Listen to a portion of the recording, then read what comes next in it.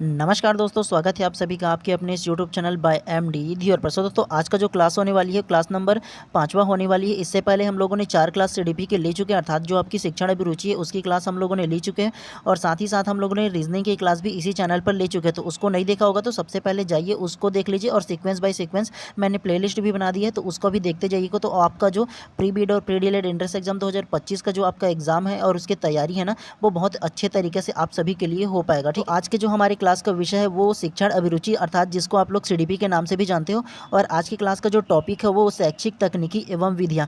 तो सबसे पहले हम लोग शैक्षिक तकनीकी एवं विधियाँ की ये क्या होता है इसको थोड़े से मैं ब्रीफ में बता देता हूँ। उसके बाद ना हम लोग क्या करेंगे, इसका जो थ्योरी रहेगा उसको थोड़े से पढ़ेंगे और थ्योरी के बाद हम लोग लगभग 25 एमसीक्यू क्वेश्चन लगाएंगे। और आपका किस प्रकार से जो एमसीक्यू क्वेश्चन सॉल्व करने का तरीका होना चाहिए वो भी मैं आपको साथ में बताते हुए चलूँगा। और सारे जितने भी क्वेश्चन का जो ऑप्शनल रहेगा सारे को भी डिटेल में पढ़ते हुए चलेंगे ताकि आप लोगों की तैयारी बहुत अच्छे तरीके से हो सके। तो सबसे पहला आप लोग ये जान लीजिए कि ये शैक्षिक तकनीकी एवं विधियाँ होती क्या है। देखिए, अगर आप भविष्य में शिक्षक बनते हो तो शिक्षक बनने के बाद जब आप क्लास में पढ़ाने जाओगे तो आप बच्चों को किस तकनीकी के आधार पर, अर्थात किस विधि के आधार पर आप लोग बच्चे को पढ़ाते हो।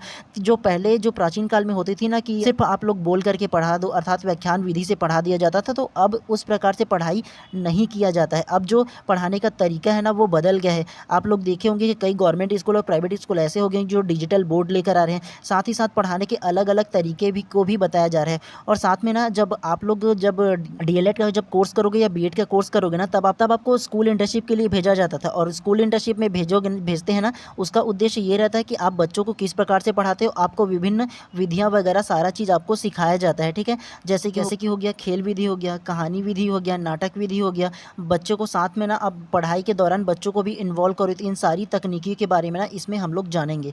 ठीक है, तो सबसे पहले चलिए हम लोग थ्योरी को थोड़े से पढ़ लेते हैं। तो सबसे पहले थ्योरी का जो टॉपिक है ना उसको देख लीजिए, शैक्षिक तकनीकी एवं विधियाँ के बारे में हमको जानना है कि किस प्रकार से आप कक्षा में बच्चों को पढ़ाओगे। तो थोड़े से पहले इसका जो थ्योरी है उसको पढ़ लेते हैं, उसके साथ साथ फिर हम लोग बाकी को पढ़ते हुए चलेंगे। चलिए, तो फिर मेरे साथ साथ आप लोग भी पढ़ते हुए चलिएगा। शिक्षण एक कौशलपूर्ण व्यवसाय है, अतः शिक्षण व्यवसाय में विशिष्ट कौशलों, विधियों एवं तकनीकियों का गहन अध्ययन अनिवार्य है। बिना कौशलों, विधियों एवं तकनीकियों के ज्ञान की कोई भी शिक्षक का उत्तम शिक्षक बनना संभव नहीं है। यही कारण है कि शिक्षक प्रशिक्षण संस्थानों में छात्रों को शिक्षण व्यवसाय के लिए तैयार करने के लिए इन सभी विधियों का व्यावहारिक ज्ञान प्रदान किया जाता है। वैसे भी माना जाता है कि जिन व्यवसायों में विशिष्ट कौशलों का आवश्यकता होता है उन्हें अपेक्षित क्षमताओं के अभाव में दक्षतापूर्ण संपन्न नहीं किया जा सकता है। शिक्षण व्यवसाय समय के साथ अधिक जटिल हो गया है तथा शिक्षण को सरल व सहज बनाने के लिए अनेक तकनीकी एवं विधियों का प्रयोग करते हैं। शिक्षण व्यवसाय भी समय के साथ साथ अधिक जटिल हो गया है। आज शिक्षा अभिभावकों के संदर्भ में एक निवेश है तथा इससे किसी उद्योग में निर्मित उत्पादों एवं उत्कृष्टता एवं प्रभावशीलता से तुलना की जाने लगी है। अतः आज के इस नवीन युक्तियाँ कंप्यूटर, चलिए और क्या क्या ध्यानपूर्वक पढ़ते हैं। दृश्य श्रव्य सामग्री, इंटरनेट तथा दूरदर्शन जैसी प्रौद्योगिकी का प्रयोग होने लगा है। संक्षेप में, शिक्षक अब पुरातन समय का सरल अप्रशिक्षित व्यक्ति नहीं है जो अति सामान्य दशा में मनोकुल शिक्षण करा लेता था। आज के युग में कदम कदम पर चुनौतियाँ प्रतीत होती है और इन चुनौती को स्वीकार करते हुए राष्ट्रीय अध्यापक राष्ट्रीय परिषद ने अनेक कदम उठाए हैं और योजना बनाए हैं। इनमें शिक्षण युक्तियाँ, प्रविधियाँ, शिक्षण योजना का निर्माण, विभिन्न शिक्षण कौशल एवं गतिविधियाँ, शिक्षण विधियों को अनुप्रयोग एवं मूल्यांकन आदि है। नवीन शिक्षा प्रणाली में रटने पे बल नहीं दिया जाता है बल्कि बालक के इच्छा, रुचि, प्रेरणा, क्षमता और कुशलताओं आदि पर भी बल दिया जाता है। शिक्षण में अनेक विधियों का प्रयोग करके अध्ययन कार्य को सहज व सरल बनाकर प्रस्तुत किया जाता है। यह निम्न है: क्रियात्मक विधि, खेल विधि, प्रोजेक्ट विधि, भ्रमण विधि, व्याख्यान विधि, समस्या समाधान विधि आदि। इनमें क्रियात्मक विधि बहुत ही उत्तम है। तो सबसे पहले आप लोग एक बात का ध्यान रखिएगा, इसमें जितने भी क्रियात्मक विधि दिया है ना उन सभी को मोस्ट इंपॉर्टेंट रहने वाली है। ठीक है, चाहे वो हो सके क्रियात्मक विधि हो, चाहे वो खेल विधि हो, चाहे वो प्रोजेक्ट विधि हो, चाहे वो भ्रमण विधि हो, चाहे वो व्याख्यान विधि, समस्या विधि, इन जितने भी विधि ना उसको ध्यानपूर्वक आप लोग समझने की कोशिश कीजिएगा। मैं एक एक प्रश्न को समझाते हुए चलूँगा। ठीक है, तो सबसे पहले हम लोग प्रश्न को करते हैं। चलिए ठीक है, सबसे पहले आप लोग ट्राई कीजिएगा कि अपने मन से आंसर दीजिए। उसके बाद नहीं पता होगा तब तो मैं तो आपको बताऊँगा ही बताऊँगा, लेकिन सबसे पहले आपकी जो सॉल्व करने का तरीका है वो ये होना चाहिए कि अपने मन से पहले बनाने की कोशिश कीजिएगा, ठीक है। तो चलिए सबसे पहला प्रश्न को ध्यानपूर्वक पढ़िए और उसका आंसर देने की कोशिश कीजिएगा। सबसे पहला प्रश्न, शिक्षण के दौरान चार्ट एवं मॉडल के उपयोग करने का उद्देश्य। अर्थात आप एक शिक्षक होने के नाते जब कक्षा में पढ़ाते हो तो आप चार्ट एवं मॉडल का उपयोग करते हो, तो उसका उपयोग करने का उद्देश्य आपका क्या रहेगा ये बताना है आपको, ठीक है। ऑप्शन नंबर ए को देखिए, विद्यार्थियों में अवबोधात्मक स्तर को बढ़ाने के लिए। ऑप्शन नंबर बा, अधिगम को स्थायीकृत करने के लिए। ऑप्शन सा, विद्यार्थियों को सजग करने के लिए। या ऑप्शन द, उपयुक्त सभी। क्या इसका होगा जल्दी बताइए। तो देखिए प्रश्न क्रमांक 1 का जो उपयुक्त आंसर है ऑप्शन नंबर द हो जाएगा, उपयुक्त सभी। कैसे, तो थोड़े से ध्यानपूर्वक देखिएगा, समझ में आएगा। ऑप्शन अ को देखिए, विद्यार्थियों में अवबोधात्मक स्तर को बढ़ाना, अर्थात उनके अवबोधात्मक, उनके ज्ञान के जो स्तर है उसको बढ़ाना आपका दायित्व हो जाता है एक टीचर के नाते। ब क्या कहता है, अधिगम को स्थायीकृत करने के लिए। सीखना अर्थात आपकी जो सीखना है उसको स्थायीकृत अर्थात अच्छे से समझाने के लिए, उसको एक बार समझ गया तो उसको दोबारा समझाने की आवश्यकता ना पड़े, तो इस प्रकार की जो पढ़ाई है उसको कराने के लिए भी आप इनका जो मॉडल और चार्ट का उपयोग करते हो। सा क्या कहता है, देखिए विद्यार्थी को सजग करने के लिए। तो एक विद्यार्थी को ना सजग अर्थात उसको रुचि उत्पन्न करने के लिए आप उसको जो मॉडल और चार्ट का उपयोग वो करते हो। तो ये तीनों सही हो जाएगा। तो इसका जो करेक्ट आंसर होगा ऑप्शन नंबर ए का द हो जाएगा, उपयुक्त सभी। चलिए प्रश्न क्रमांक दूसरा करते हैं, ध्यानपूर्वक इसको भी पढ़िएगा और इसका भी आप लोग आंसर देते हुए चलिएगा। प्रश्न क्रमांक दूसरा को ध्यानपूर्वक पढ़िए। शिक्षा अध्ययन में क्रियात्मक अनुसंधान का अर्थ है, अर्थात शिक्षा अध्ययन में जो क्रियात्मक अनुसंधान करते हैं उसका क्या अर्थ है आपको ये बताना है, ठीक है। ऑप्शन नंबर आ को देखिए, कक्षागत व्यवहार समस्याओं का अनुसंधान। ऑप्शन ब, वृहद शैक्षिक समस्याओं का अनुसंधान। ऑप्शन स, वृहद समस्याओं का अनुसंधान। या ऑप्शन द, उपयुक्त सभी। तो प्रश्न क्रमांक 2 का जो उपयुक्त आंसर है ऑप्शन नंबर ए हो जाएगा, कक्षागत व्यवहारिक समस्याओं का अनुसंधान करना। मुझे एक बात पता था कि आप लोगों में से अधिकतर लोगों ने जो होगा ना ऑप्शन नंबर द को ही करेक्ट मारे होंगे, उपयुक्त सभी करके, ठीक है। तो ये वाला जो उपयुक्त सभी बोलोगे तो वो गलत हो जाएगा। कैसे, मैं अभी आपको लोगों को बता देता हूँ। देखिए सबसे पहला क्वेश्चन क्या क्या है, शिक्षा अध्ययन में क्रियात्मक अनुसंधान का अर्थ।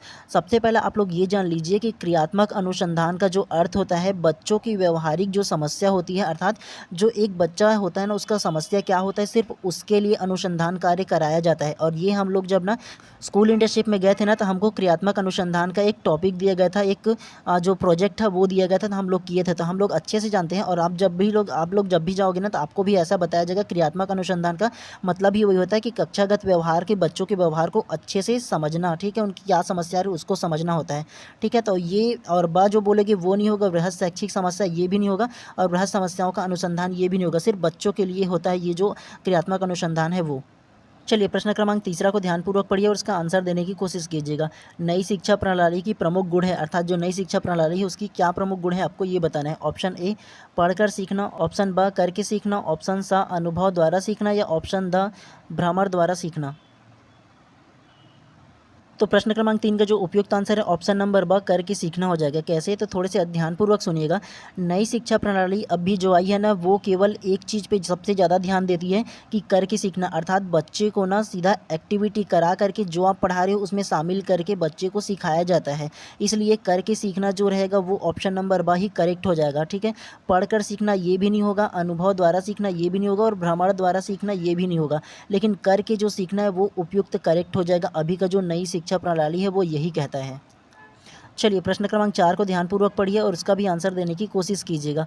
कौन सी कथन नवीन शिक्षा प्रकृति का घोतक नहीं है, अर्थात इसमें कहा गया है कि नवीन शिक्षा प्रकृति का जो घोतक नहीं, अर्थात ये निगेटिव प्रश्न पूछा है तो आपको क्या करना है, नेगेटिव आंसर भी लेना है, ठीक है। ऑप्शन देख लीजिए, करके सीखना। ऑप्शन ब देख लीजिए, खेल पद्धति। ऑप्शन सा देखिए, शिक्षा में शिक्षक तथा पाठ्यक्रम का महत्व। या ऑप्शन द, शिक्षा में व्यक्तिगत विविधता का महत्व। क्या आंसर होगा बताइए। तो प्रश्न क्रमांक 4 का जो उपयुक्त आंसर है ऑप्शन नंबर सा, शिक्षा में शिक्षक तथा पाठ्यक्रम को महत्व देना। तो ये कैसे सही होगा, मैं अब सबसे पहले आपको बता दूं। तो देखिए प्रश्न क्या क्या है, देखिए नवीन शिक्षा में प्रकृति का घोतक नहीं, अर्थात जो निगेटिव प्रश्न बोला गया है तो आपको निगेटिव आंसर भी लेना है। शिक्षा में शिक्षक तथा पाठ्यक्रम को महत्व, आप किसी शिक्षक को विशेष महत्व नहीं दे सकते और किसी पाठ्यक्रम को विशेष महत्व नहीं दे सकते, ये एक निगेटिव पॉइंट होगा। कैसे निगेटिव पॉइंट होगा और बाकी सब कैसे पॉजिटिव पॉइंट होगा ये जान लीजिए। देखिए नवीन शिक्षा की घोतक का मतलब होता है उसका विशेषताएं, ठीक है। कर के सीखना मैंने अभी तीसरा प्रश्न में बताया था, कर के सीखना मतलब इसकी विशेषताएं बच्चों की, ठीक है, जैसे अभी नवीन शिक्षण पद्धति उसका। उसके बाद खेल पद्धति, तो बच्चों को क्या करते हैं, खेल पद्धति के माध्यम से सिखाया जाता है, ये भी नवीन शिक्षा नीति का जो विशेषता है वो भी आता है। उसके बाद चौथा देखिए, शिक्षा में व्यक्तिगत विविधता को महत्व, जो बच्चे अलग अलग प्रकार के होते हैं सबको आपको महत्व देना चाहिए, ये भी इसकी विशेषताएं हो जाती है। लेकिन ये जो ना रहेगा ना, ये विशेषता नहीं होगी, आप शिक्षक को या पाठ्यक्रम को विशेष महत्व नहीं दे सकते। चलिए प्रश्न क्रमांक 5 को ध्यानपूर्वक पढ़िएगा और इसका आंसर देने की कोशिश कीजिएगा। आपके विचार से कौन सी विधियां कक्षा 1 के छात्रों के लिए समुचित है? अर्थात ये कहना चाहता है कि आपके क्या विचार है कि कक्षा पहली के जो बच्चों के लिए कौन सी ऐसी विधि है जो उत्तम हो सकता है, वो बताना है आपको। ऑप्शन ए व्याख्यान विधि, ऑप्शन बी प्रदर्शन विधि, ऑप्शन सी क्रियाकलाप विधि या ऑप्शन डी पाठ या पुस्तक विधि। कौन सा विधि उपयुक्त होगा बताइए। तो प्रश्न क्रमांक 5 का जो उपयुक्त आंसर है ऑप्शन नंबर बी प्रदर्शन विधि हो जाएगा। कैसे? तो आप लोगों ने कई ऐसे टीचर होंगे, उसका वीडियोस देखे होंगे जो प्रदर्शन विधि का उपयोग करते हैं। प्रदर्शन विधि अर्थात कई ऐसे टीचर हैं जो डांस करते हुए बच्चों को पढ़ाते हैं, खेल विधि के द्वारा बच्चों को पढ़ाते हैं, अर्थात वो बच्चों को साथ में इन्वॉल्व करते हुए पढ़ाते हैं, अर्थात प्रदर्शन विधि के साथ पढ़ाते हैं, ठीक है। व्याख्यान विधि क्या है, बड़ी जो क्लास होता है उसके लिए काम आता है। क्रियाकलाप विधि भी बच्चों के लिए नहीं आएगा ज़्यादा काम, ठीक है। पाठ्य पुस्तक विधि तो बिल्कुल भी और भी नहीं आने वाले, क्योंकि आप सिर्फ बच्चों को अगर सिर्फ बैठ करके पढ़ाओगे तो उनको बिल्कुल समझ में आने वाला नहीं है, तो इसलिए जो प्रदर्शन विधि है वो उपयुक्त सही हो जाएगा। चलिए प्रश्न क्रमांक 6 को ध्यानपूर्वक पढ़िए और उसका भी आंसर देने की कोशिश कीजिएगा। शिक्षण में भिन्न भिन्न शिक्षण विधियां का प्रयोग करने से क्या होगा? ऑप्शन नंबर आ छात्रों का ध्यान केंद्रित होता है, ऑप्शन नंबर बा छात्र भली भांति समझ जाते हैं, ऑप्शन नंबर सा कक्षा में पढ़ाई रोचक बन जाती है, या ऑप्शन नंबर द उपयुक्त सभी। तो प्रश्न क्रमांक 6 का जो उपयुक्त आंसर है ऑप्शन नंबर डी हो जाएगा, उपयुक्त सभी। कैसे? तो ध्यानपूर्वक देखिएगा।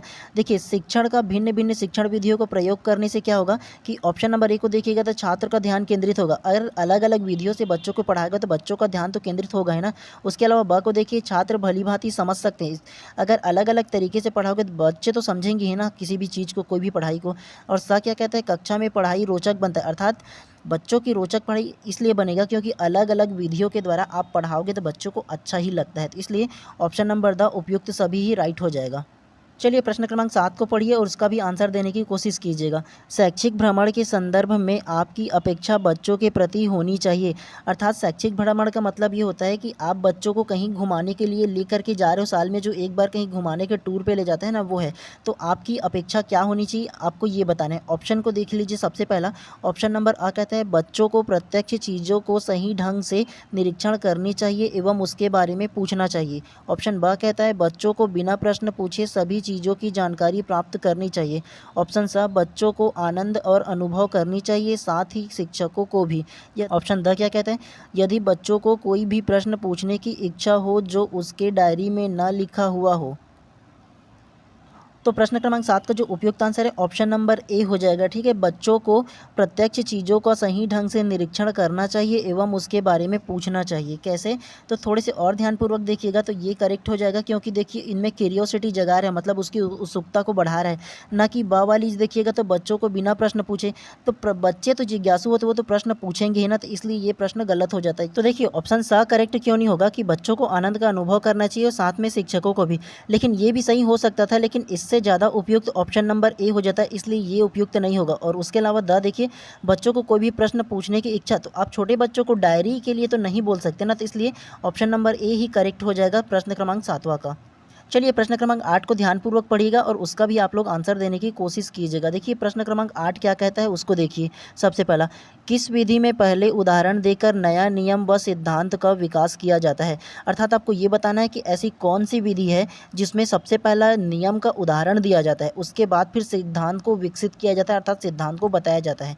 तो ऑप्शन को देखिएगा तो ऑप्शन क्रमांक अ आगमन विधि, ऑप्शन ब निगमन विधि, ऑप्शन स विश्लेषण विधि, या ऑप्शन द संश्लेषण विधि। तो देखिए प्रश्न क्रमांक 8 का जो उपयुक्त आंसर है ऑप्शन नंबर अ आगमन विधि में हो जाएगा। कैसे? तो थोड़े से ध्यानपूर्वक सुन लीजिएगा।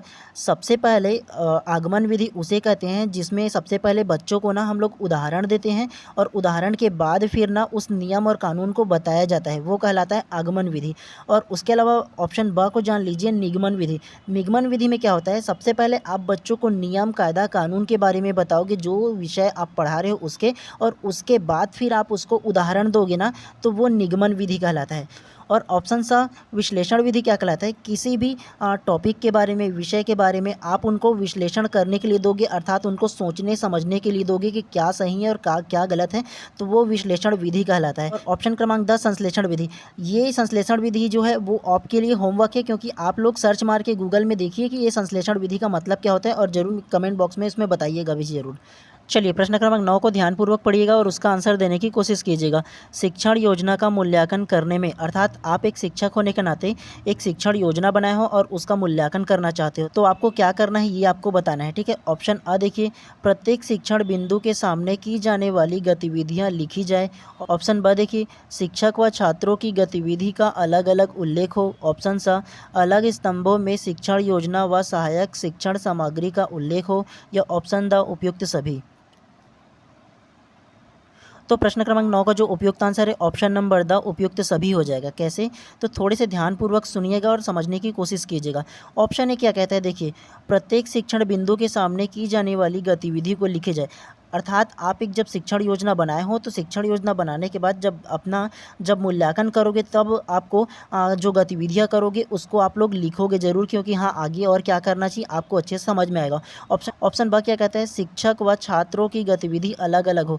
आपने क्या गतिविधियाँ किया और इसके साथ साथ छात्रों ने क्या गतिविधियाँ किया, दोनों को अलग अलग उल्लेख करोगे। उसके अलावा देखिए, अलग स्तंभों में शिक्षण योजना व सहायक सामग्री का उल्लेख हो। तो अलग अलग टाइप से अब ना जो शिक्षण योजना है और सहायक शिक्षण सामग्री है उसको भी उल्लेख करोगे। तो इसका जो उपयुक्त आंसर होगा ऑप्शन नंबर द तीनों हो जाएगा। चलिए प्रश्न क्रमांक 10 को पढ़िए और इसका आंसर दीजिएगा। कक्षा में संप्रेषण की सबसे शक्तिशाली बाधा है, अर्थात आपको क्या कक्षा में बाधा है, शक्तिशाली बैरियर है, उसको बताना है। ऑप्शन ए बाहरी हस्तक्षेप। ऑप्शन बी शिक्षण सामग्री का अभाव। ऑप्शन सी शिक्षकों के हस्तक्षेप पर भ्रांति। या ऑप्शन डी कक्षा में शोरगुल। तो प्रश्न क्रमांक 10 का जो उपयुक्त आंसर है ऑप्शन नंबर स हो जाएगा, शिक्षण के स्तर पर भ्रांति। कैसे? तो यही बताइए, अगर शिक्षक को ही भ्रांति महसूस होगा, गलतफहमी होगा, तो बाकी सबको कैसे वो हैंडल कर सकता है? बाहरी हस्तक्षेप को एक शिक्षक होने के नाते वो संभाल सकता है, उसके बाद शिक्षण सामग्री का अभाव को भी शिक्षक एक संभाल सकता है, और कक्षा में शोरगुल तो इसीलिए शिक्षक होते हैं ना, ताकि वो शोरगुल को कम कर सके और छात्रों को अच्छे से पढ़ा सके। लेकिन अगर शिक्षक पे ही भ्रांति होगा तो फिर वो कैसे वो अच्छे से पढ़ा पाएगा? तो इसलिए प्रश्न क्रमांक 10 का जो उपयुक्त आंसर है ऑप्शन नंबर स हो जाएगा। चलिए प्रश्न क्रमांक 11 को ध्यानपूर्वक पढ़िए और उसका भी आंसर देने की कोशिश कीजिएगा। बाल केंद्रित शिक्षा किसकी देन है, अर्थात जो बाल केंद्रित शिक्षा है ना वो किसकी देन है, आपको ये बताना है। ऑप्शन अ शिक्षा राष्ट्रीयकरण की। ऑप्शन ब सर्व शिक्षा अभियान की। ऑप्शन स शिक्षा मनोविज्ञान की। या ऑप्शन द उपयुक्त सभी। सबसे पहले आप लोग ये जान लीजिए, ये जो डॉट दिख रहा होगा ना, ये मत समझिएगा कि वो सही आंसर इसलिए रखा गया है। ये जो डॉट है वो देने का मेरा मतलब ये है कि आपके लिए प्रश्न मेरे को छांट के लाना पड़ता है, कोई भी प्रश्न नहीं दे सकता मैं यूँ ही, क्योंकि जो इंपॉर्टेंट रहता है ना सिर्फ उसी प्रश्नों को मैं लाता हूँ। ठीक है, तो इसलिए थोड़े से मेरे को टिक मारना पड़ता है। तो प्रश्न क्रमांक 11 का जो उपयुक्त आंसर है ऑप्शन नंबर स हो जाएगा, शिक्षा मनोविज्ञान की। तो देखिए, सबसे पहला तो बाल शिक्षा केंद्र का जो देन है ना वो है शिक्षा मनोविज्ञान जो है ना, अर्थात जो शिक्षा शास्त्री है ना उन्होंने बाल मनोविज्ञान को दिया था। तो इसलिए प्रश्न क्रमांक 11 का जो उपयुक्त आंसर है ऑप्शन नंबर स हो जाएगा।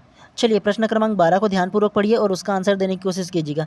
संज्ञानात्मक अधिगम प्रणाली में सबसे महत्वपूर्ण है। ठीक है, ऑप्शन अ अन्वेषण द्वारा अधिगम। ऑप्शन ब जांच पड़ताल शिक्षण। ऑप्शन स शिक्षण योजना बनाना। या ऑप्शन द उपयुक्त में से कोई नहीं। तो प्रश्न क्रमांक 12 का जो उपयुक्त आंसर है ऑप्शन नंबर अ हो जाएगा, अन्वेषण द्वारा अधिगम।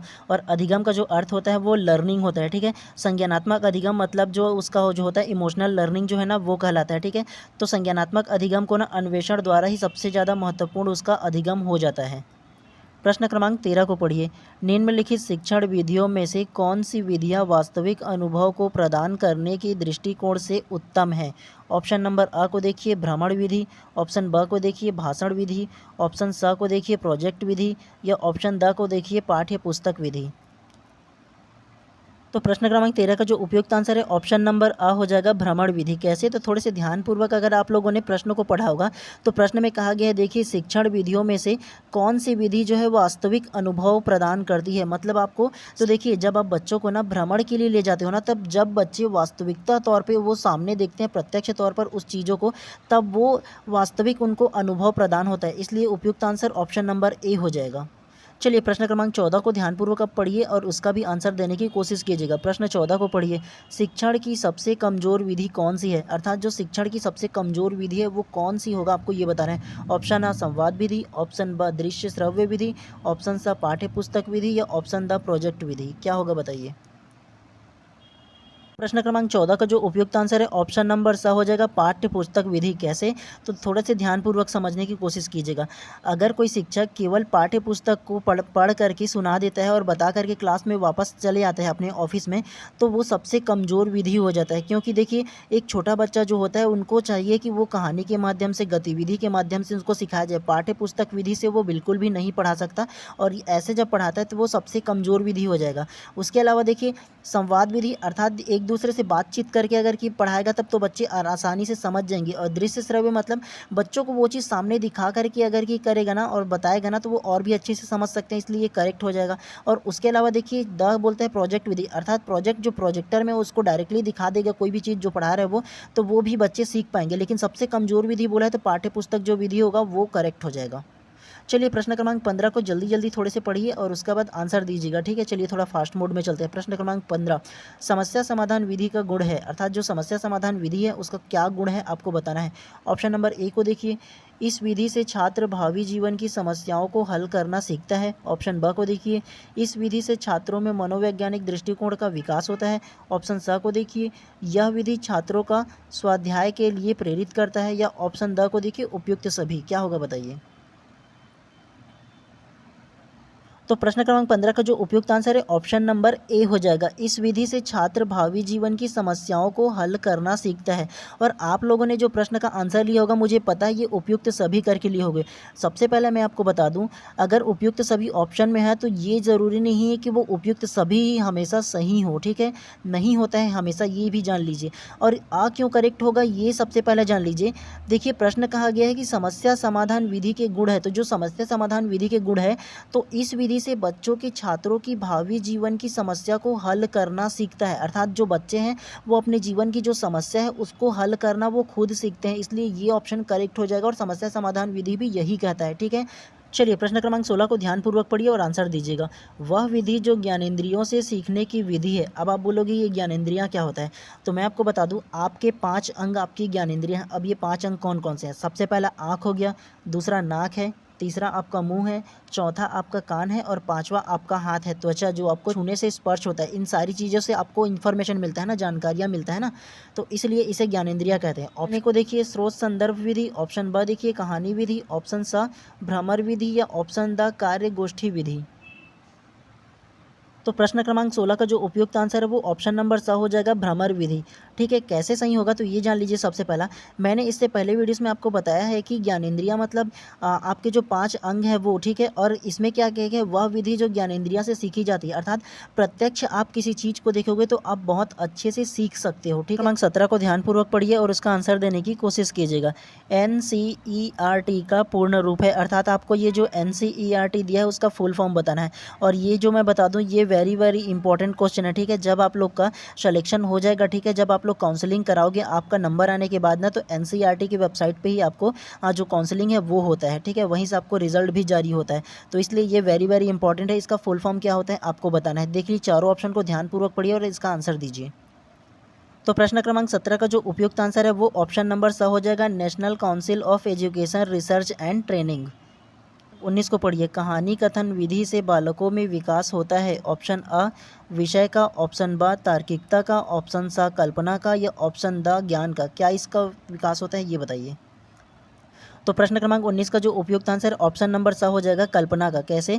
तो सबसे पहले इसको देखिएगा, कहानी कथन विधि अर्थात आप बच्चों को कहानी सुनाओगे तो उसमें क्या विकास होगा, कल्पना शक्ति का ही विकास होगा ना, बच्चों में कहानी सुनाओगे तो, इसलिए ऑप्शन नंबर स ही करेक्ट हो जाएगा।